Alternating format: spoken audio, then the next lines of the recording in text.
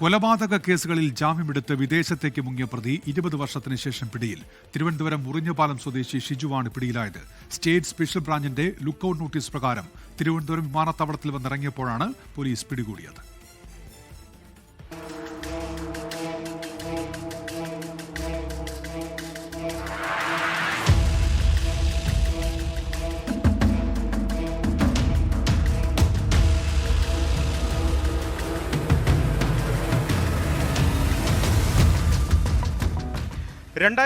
Medical college Aneesh വധക്കേസിലും 2009 Kazhakkoottam Zulfikar വധക്കേസിലെയും പ്രതിയാണ് മുറിഞ്ഞപാലം സ്വദേശി Shiju Chandradas.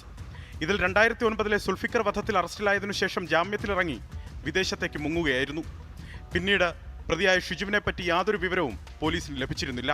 State special branch നടത്തിയ അന്വേഷണത്തിൽ ഷിജുവിന്റെ പാസ്പോർട്ട് നമ്പർ കണ്ടെത്തുകയും കഴിഞ്ഞ മാസം ഷിജുവിന്റെ പാസ്പോർട്ട് കാലാവധി കഴിഞ്ഞു എന്ന വിവരം പോലീസിന് ലഭിക്കുകയും ചെയ്തു. തുടർന്ന് സ്റ്റേറ്റ് സ്പെഷ്യൽ ബ്രാഞ്ച് ഷിജുവിനായി ലുക്കൌട്ട് നോട്ടീസ് പുറപ്പെടുവിച്ചു. ഇന്ന് രാവിലെ തിരുവനന്തപുരം വിമാനത്താവളത്തിൽ വന്നിറങ്ങുമ്പോഴാണ് പിടിയിലാവുന്നത്. പ്രതിയെ കഴക്കൂട്ടം പോലീസിന് കൈമാറി. കഴക്കൂട്ടം പോലീസിന്റെ നടപടിക്രമങ്ങൾക്കു ശേഷം മെഡിക്കൽ കോളേജ് പോലീസും ഷിജുവിന്റെ അറസ്റ്റ് രേഖപ്പെടുത്തുമെന്ന് മെഡിക്കൽ കോളേജ് പോലീസ് വ്യക്തമാക്കി. 24 തിരുവനന്തപുരം.